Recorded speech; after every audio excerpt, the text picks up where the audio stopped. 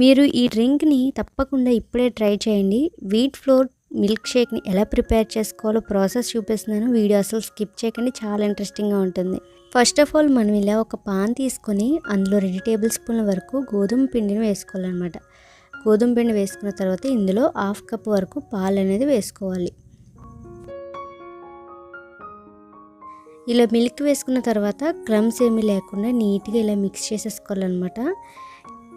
ఈ డ్రింక్ వచ్చేసి స్పెసిఫిక్గా ఫ్రూట్స్ అన్నీ కలిపి మిల్క్ షేక్ చేసుకున్న రానంత బలం వస్తుందన్నమాట.